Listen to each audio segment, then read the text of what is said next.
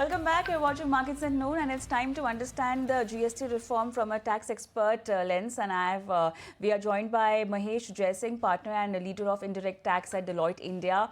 Hi, afternoon, Mahesh, and welcome to the show. The proposed move to a two-rate GST structure, 5% and 18%, is a significant change here. From a tax expert's perspective, we want to understand that how do you read into each of the three crucial pillars of these reforms? You're talking about structural reform, rate rationalization and ease of living. Path-breaking change and announcement on the rates. We need to see the fine print on the categories and which products will fall into the 5 and 18% and the expected 40%, which would be for few products.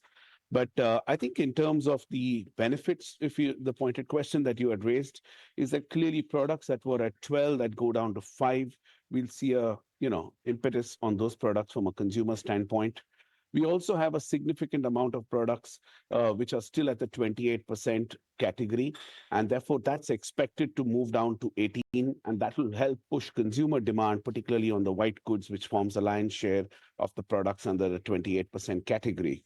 These are the two observations I have in terms of what the benefits are from a consumer standpoint. But from a business standpoint, which is really the backbone of this, is that it becomes a far more simplified GST structure, because when you have multiple rates and categorization, invariably interpretation issues come in. That is a product under 5% or 12 and 18 or 18 and 28. So I think hopefully that will be a thing of the past after these announcements on the rate front.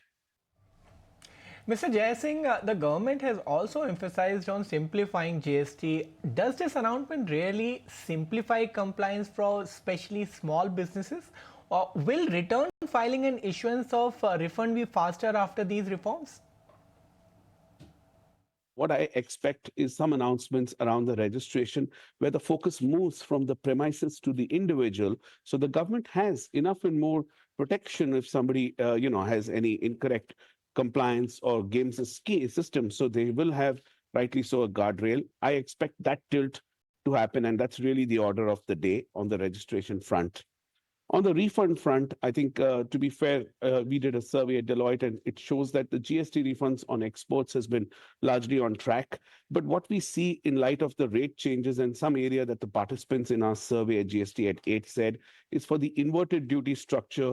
Today, the refund is allowed only for the inputs, not for services to a full extent, and not for the capital goods. I hope that the government, then the GST Council, refines that formula so it makes it easy for any person in any particular rate of tax to get refunds of all their input credits, and they don't have what we tax guys call a trapped credit.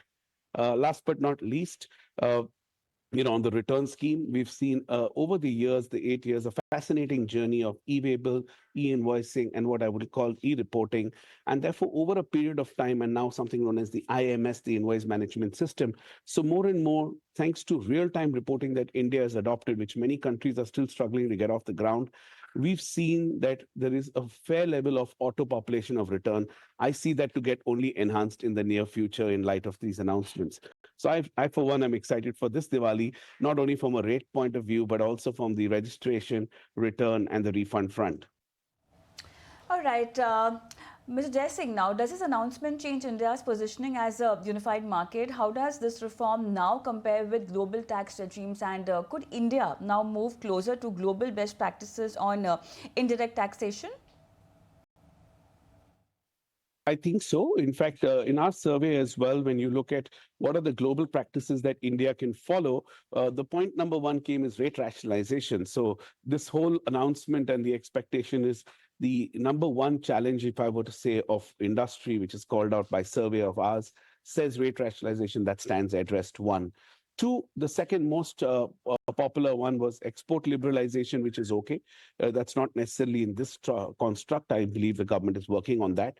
But the third is on working capital. And I think today the whole working capital challenges that the industry is facing is in light of inverted duties and not getting full refunds. I believe the upcoming change will address, the first most policy challenge of rates, as well as the refund of inverted duty. So to me, these two changes that are expected gets us very close to a global system of VAT. Let's not forget, India is a fascinating state and federal system of taxation, whereas other countries have just one nation and a single tax. This journey of 8 years has been commendable because actually you don't feel the tax cost if goods move from one state to another or services move from one state to another. The niggles has not been around the state framework, it's been more around the rate framework and the refund. I believe the upcoming change will address these two, I wouldn't call it anomalies, formative challenges, and things will get only better. Mr. Jaising, also, will implementation of these reforms be a challenge initially, and basis these reforms, any recommendations that the industry is looking to make to Finance Ministry?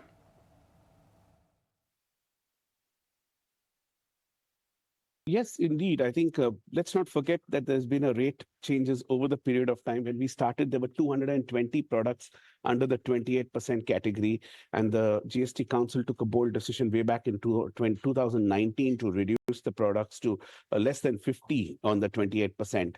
So one part of what industry is hoping for is a quicker announcement, and soon after the GST Council, a notification. I'm making this up. It could be that, let's say there's a GST Council in 2-3 weeks, but then on a defined date onwards, the new rate applies. So it's a been there, done that from an industry standpoint of how to deal with the transition. But I think from an industry's request, as we hear, because consumers are hearing about a potential rate reduction, and therefore they are probably waiting for rates to change before they buy some higher end products. But that's, I think, one part, and therefore industry is excited, welcoming. But I think the number one ask is to expedite this process to be able to implement it. One. Two, from an industry standpoint around registration and the refunds, there are some nuances that the industry is voicing out, saying, don't forget our business model or the other business model, because when we are making these amendments, these take a lot of time. It's a highly democratized system. And therefore, getting the consensus with states is very critical. And that journey is on as per the press release. And therefore, to me, from industry, they're waiting for the registration provisions to be simplified so that MSMEs and startups and others can do business in multiple states easily.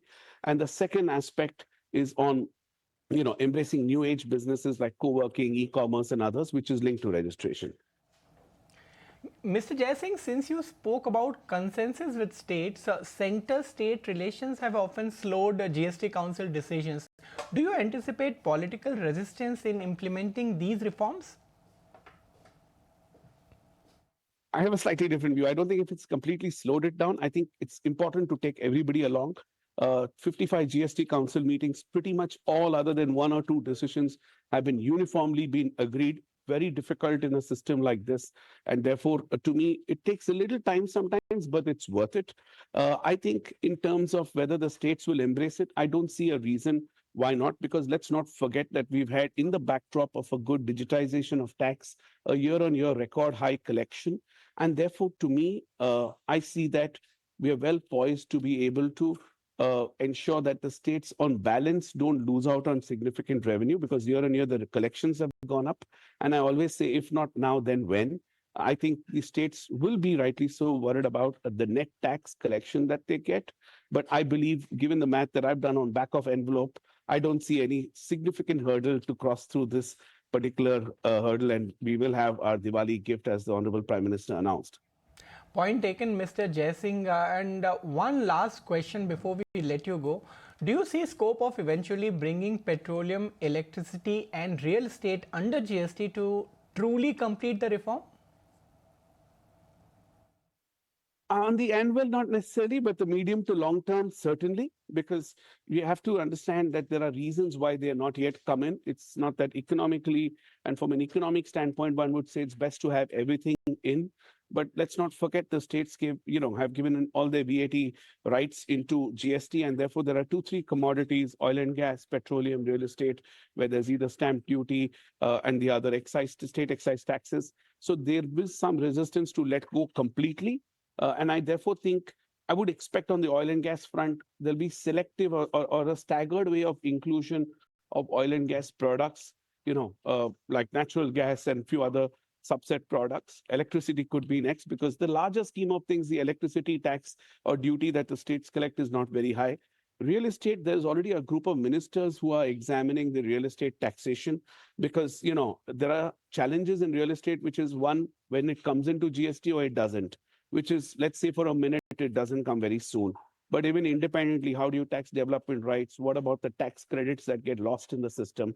So I think real estate is hoping for, with or without the inclusion into GST, some more, announcements, relief, clarifications, call it what you like. But I would say that real estate is looking at that front. But medium to long term from an inclusion is my assessment. All right, Mr. Jaising, thank you so much for